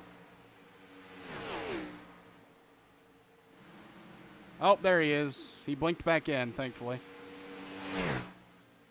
There's another IRacing thing. It's just depending on his network and where he's at connecting to the server. Yeah, it would have been terrible for him to blink out, so thankfully he blinks back in. But I know Elliott Longenecker maybe wouldn't want to win like that, but if he blinked out and Elliott went on to win this race, because Elliott has the pace, but Cody's just had speed that nobody else has been able to find here tonight. He wouldn't think that was the worst thing in the world if he was able to get the win tonight, even if it's that way. It's funny you mentioned that. I had a buddy mention on my race team just not even 3 days ago. He said these league races are so hard to come by with a win that I'd take one any way possible. So you don't want to win like that, but you want to win too. So it's 50-50 really. Yeah, you don't want to wreck somebody going for the win, but if somebody blinks out, it wasn't your fault. You'll take the win, absolutely. We're down to 24 laps to go, and the more green flag laps we get, the worse off Jason Warren is, because that fuel situation not looking too great here. Zach, are you able to pull up when the last lap was that he pitted? Actually, he pit 16 laps ago. So that would put him in the 39 laps range, which, I mean, he made it 40 laps at the end of the stage 1, so he actually might be able to make it from here. Theoretically, he may be good. Then. So maybe this call is just really to save that set of tires. And in case we get a late race restart, then he would blow by everybody that took tires last time. If they're out of tires. I'm not sure if they are, though. As we go on with this season, we'll start to learn more as they learn also. And we'll be able to key in more to people's strategies on how they call the stuff. Racecraft, basically. As there goes Longenecker to the inside. Jason Warren going to go up to the high line and into the wall, actually, as Elliott Longenecker makes quick work of the 2nd position, now 3.9 seconds back of Cody Panel. Can he do anything in 22 laps to try to catch him for the lead? He has the time, but does he have the pace, as Cody's just been really fast here tonight?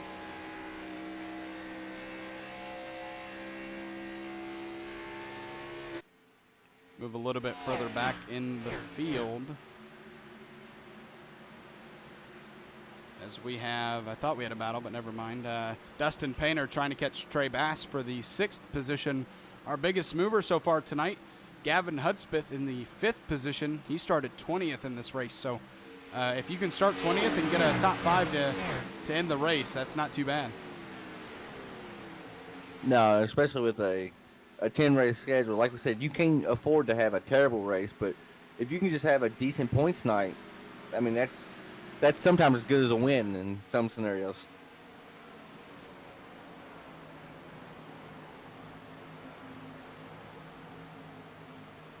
As we see Trey Kirk, he's actually running 9th right now. So he is trying to track down Daniel Roberts in the 30 machine. He is about a second back off of him right now. Oh, Ray Page in the 4 of Terry Gabbard make contact. I think Ray Page on fresher tires after that wreck a little while ago, and he flew by those 2 drivers. But the 53 fighting back here, 53 of Jason Alexander, actually a lap down, but he would get the lucky dog spot if a caution were to come out. But we're down to 19 laps to go in this race. Laps are going to start ticking off a lot faster now in these guys. So, I mean, I said it was go time earlier. It's definitely go time now for all drivers. Barring they got enough fuel.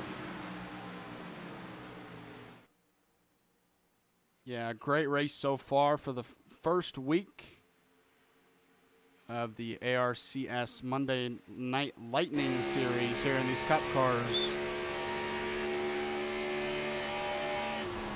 Next week we head to Las Vegas, but right now, still 18 laps to go here at Homestead Miami Speedway. Cody Panel been your leader for the majority of the race, all the way through stage 1, most of the way through stage 2, and now coming to the ending of stage 3 here, the end of the race, stage 3. That 6 car right back in the position he wants it to be and looking strong now, 4.7 seconds ahead of Elliott Longenecker. And Cody was a 10th faster than Elliott that last lap and a 10th before that. So he's slowly stretching out the lead over Elliott.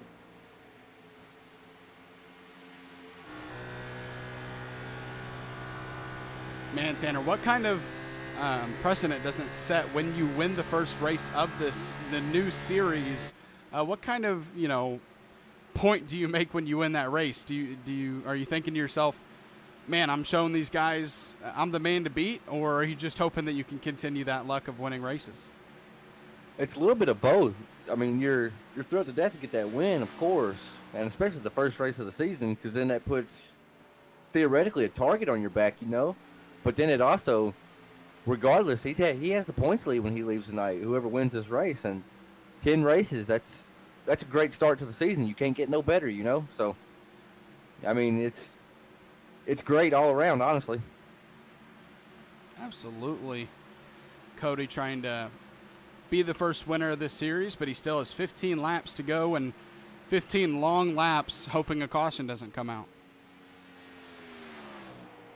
Yeah, if a caution comes out, that's when you get, for lack of a better term, you get heroes that they just send it, and not saying it'll happen in here, but this is when mistakes happen, is when you get about 15, 14, 13 laps to go because drivers are fighting for every spot they can. Jason Warren to pit road. Well, there you go with fuel. Jason Warren, obviously, I don't know how he made it before unless he just saved that drastically and wasn't able to this stage. I heard Jason come across the iRacing chat, but I have it turned down so low I wasn't able to hear what he actually said right then. Yeah, it would be 39 laps to the end of the race from when he last pit. So maybe this is a move of, I would think you would want to finish top 5, but maybe this is a move of, I really want to win this race, so I'm going to go take tires and fuel and hope a caution comes out and I'll be on fresh tires.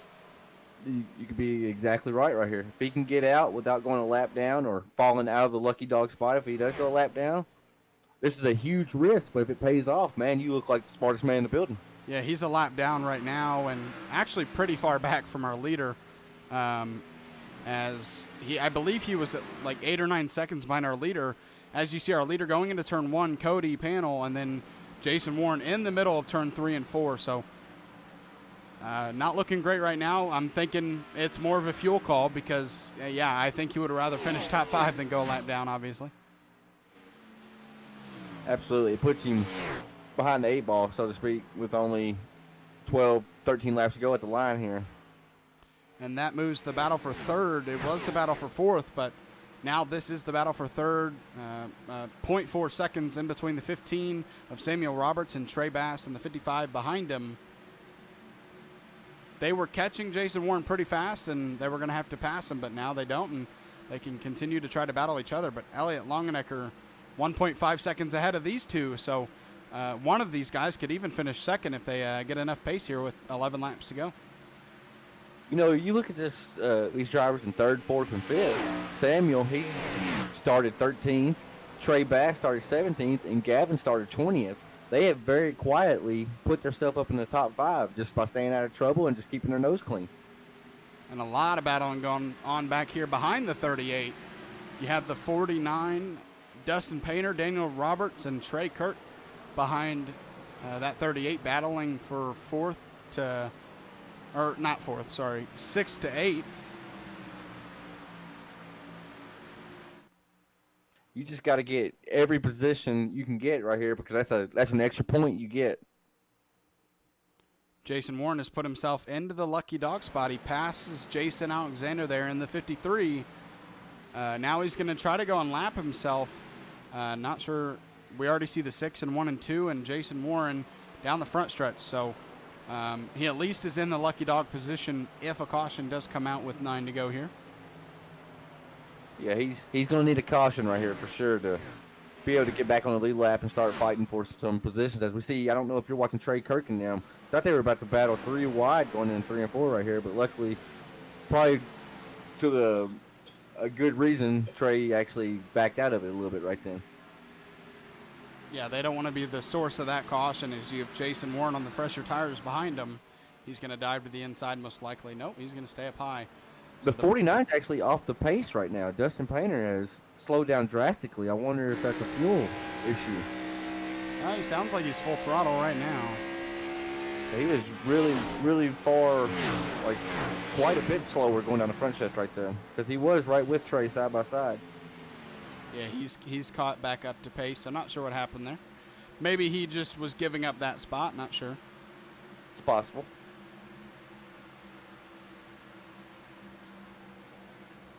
As Trey Bass and Samuel Roberts, as Trey Bass actually got past Samuel Roberts while we were seeing other racing going on. Trey Bass into the 3rd position in that podium spot now, and he's starting to gap Samuel. And to continue with that, he's only a second back from Elliott Longernecker right now, and it's already below 1 second after I said that. So with 6 laps to go, he has more than enough time to catch him, as he's catching him really fast right now. I'm not sure what's happening to Elliott, but it went from a second to 7/10 in 1 turn.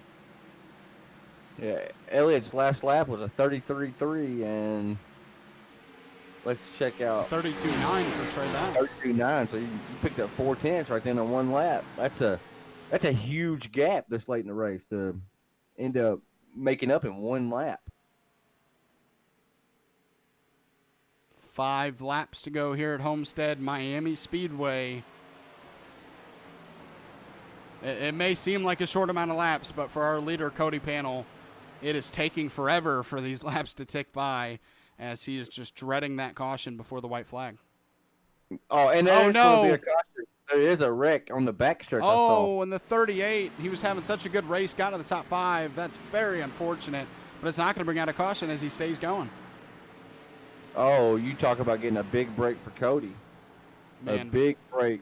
Very unfortunate for that 38. We were talking about how he was going to get a top 5 here tonight after starting. And there's the 15 of Samuel Roberts, problems of his own.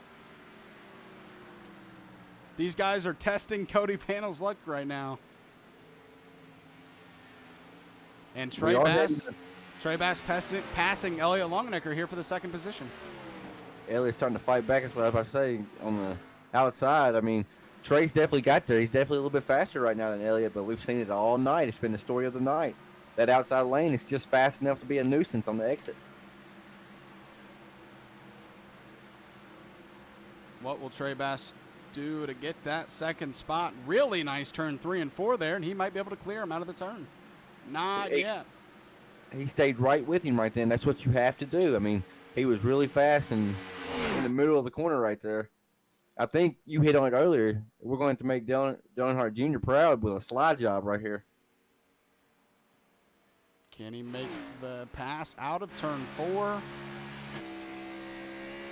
He is clear right now, but elected not to pull up. He's just going to hold the bottom lane and race it out. He makes the pass in 1 and 2 over Elliott Longenecker. The 55 of Trey Bass is 2nd.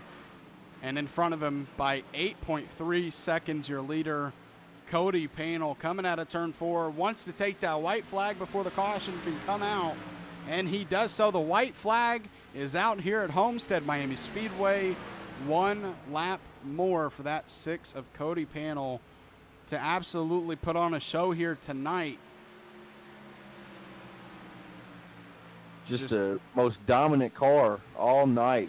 Got put back in traffic some, Zach, and it's not over yet, we know, but just a magnificent race as he's coming out of turn 4 here. Through 3 and 4 for the last time.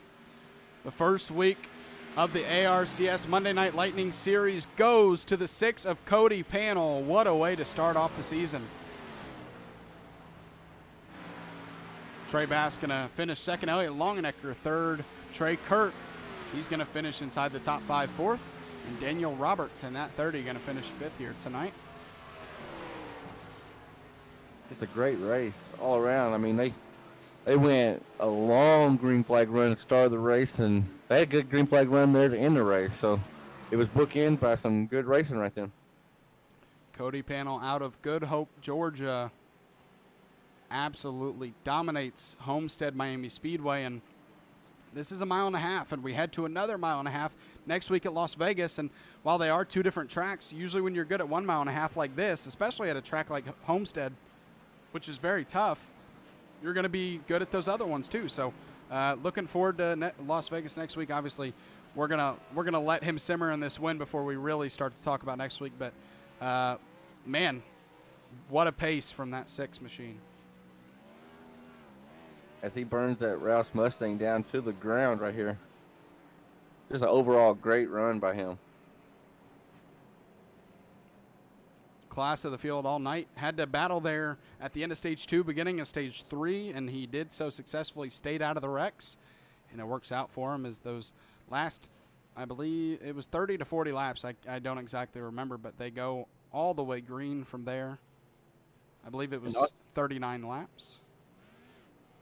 And also, I mean, just huge kudos to Trey Bass and Elliott in the 5 machine. They both put on marvelous runs. Elliott, I think, was falling back a little bit, but he was by far the second fastest car on the track all night. Just Cody just had that race pace over the end of the long run that was just, it was hard to match tonight. Yeah, Elliott definitely had very good pace tonight. Just maybe at the end of the long run, maybe it fell off a little bit, but I mean, he was able to stay in that top 3 basically, other than when pit strategies were going on. He was able to stay in that top 3 all night after getting that pole spot.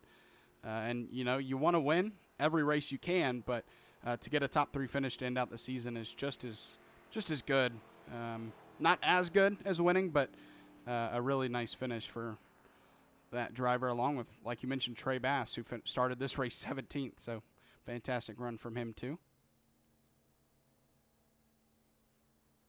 All right, so we got Elliott Longnecker in here first, so we'll just start off with him. Elliott, Zach and Tanner in the booth, you got a copy? Yeah, I got you guys. Well, I mean, you heard us talking there a little bit about your run here tonight, and you were able to maintain that top 3. We talked about it, but take us through your mindset. How important was it to not be in that dirty air? Oh man, clean air was king. That one run where I got a chance to get out front, the car felt completely different. I mean, it was hooked up on the racetrack, and then a caution fell, and I lost that lead I was starting to build. But yeah, tonight clean air meant everything.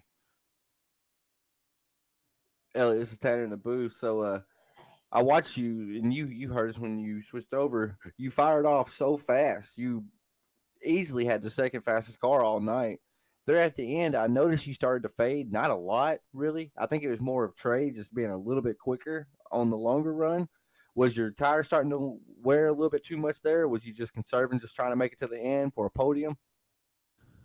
Well, on that last restart, I think I restarted 5th, and I got hung up behind a couple guys that were racing side by side, and I just honestly burned my stuff up trying to get around them without making it 3 wide and kind of pushing them along. And so by the time I finally got by them, I'd burned my stuff up, and it was over. And, buddy, even with you saying you burned your stuff up, you still, I mean, like I said, you were pretty dominant all night as well, along with Cody. You got any sponsors or shout outs you want to throw out here? I just want to thank the guys on my team in Full Send, Jason Moore and Keith Durst, Ray Page. They really helped me, and Jason's fast everywhere, and so he always helps me get around these tracks. Right on, buddy. Well, congratulations on finishing podium and start of the new season. That's a great points night for you, and maybe we'll be talking to you next Monday night. All right, thanks, guys. Appreciate it.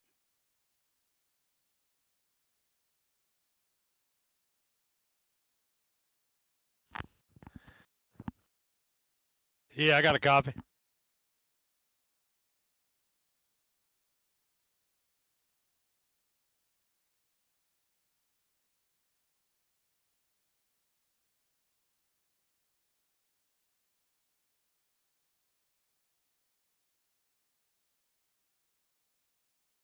Yeah, I was able to conserve. I've had a lot of practice here this week, and I knew I needed to save my tires in the long run because I knew if I saved them in the long run, I would have a run on the guys in the top 5.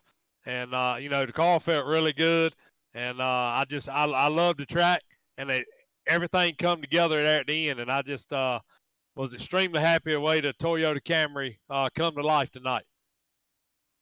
Come to life, it did, Trey. I mean, I said it. I mentioned it over the broadcast. You were quiet at the start of the race. Like you didn't get involved in anything. You just kind of ran your race, let the race come to you. But I noticed you did start a little bit back, but you were able to pay it forward at the end by coming up to the front and finishing second tonight in the season opener. Did you just kind of miss in qualifying, or did you kind of elect just to start in the back? Well, I had a bad qualifying lap. I don't usually qualify good, but I knew I start back there in the back. I knew what I had. I knew the Camry was going to be good, and I knew if I saved my tires, I would be good in the long run. And I was watching the guys run the high side. The high side didn't come in tonight. The low side's what come in. And there at the end of the race, I looked and saw how close I was getting to the second place, and I said, you know what? I got this here. Just keep calm, stay cool, and drive it, and you will catch second place. Catch second place, you did, Trey. That was a great run tonight, buddy. Especially working your way up through the traffic and whatnot. You got any sponsors or shout outs you want to throw out here?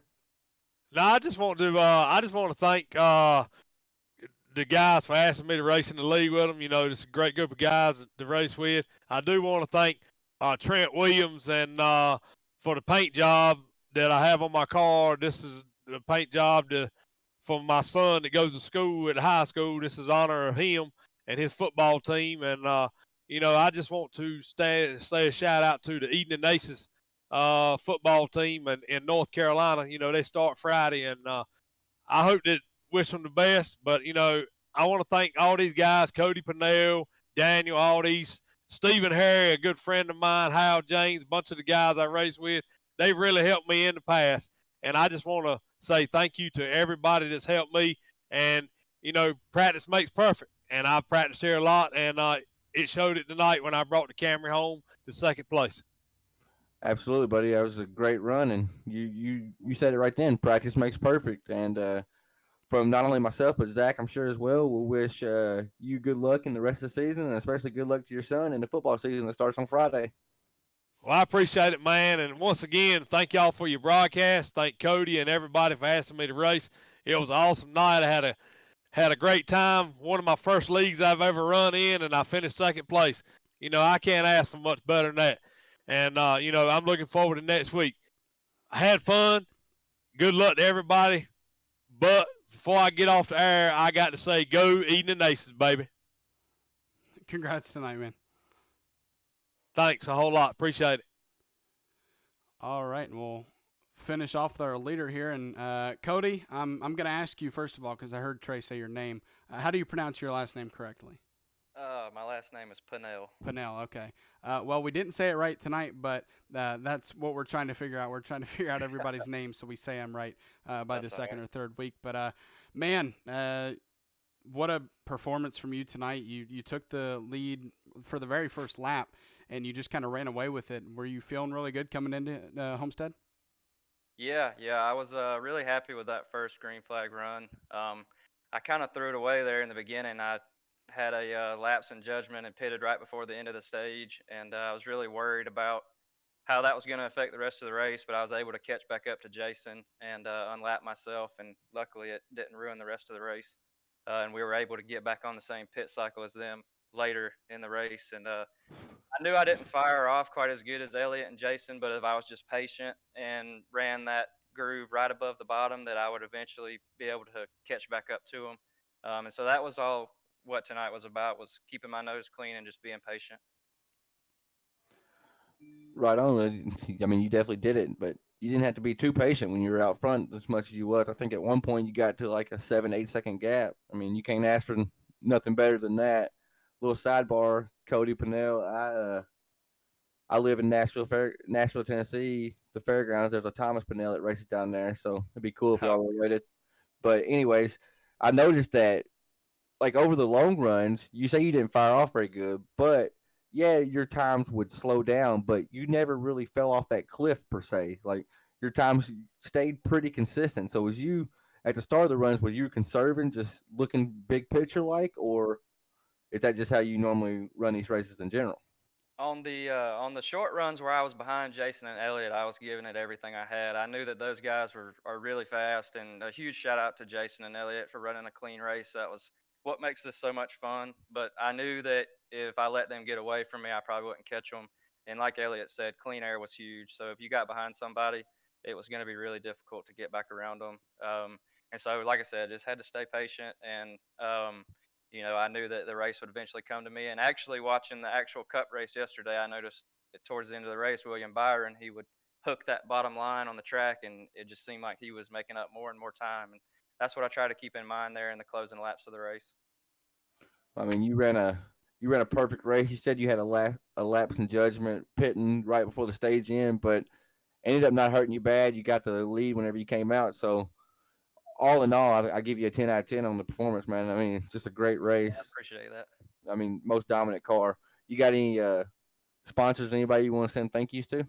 I just want to say a huge thanks to ARCS and Ryan Pinnell for helping us put all this together. Elliot also, he's been a huge part in putting this together, and this is what I've dreamed of from day one of being on iRacing, is having a group of guys like this to run races with. And also thanks to you guys for such a great broadcast. It's really all coming together nicely. Well, Cody, I'll tell you, I expect from watching you tonight, I expect to talk to you a little bit more throughout the season. So, I hope so. congratulations on securing the first win of the season on the season opener. It's a great points night for you, and I'm sure we'll be talking to you in the rest of the season. Good luck to you. All right. Thank you, guys. Congratulations. Thank you.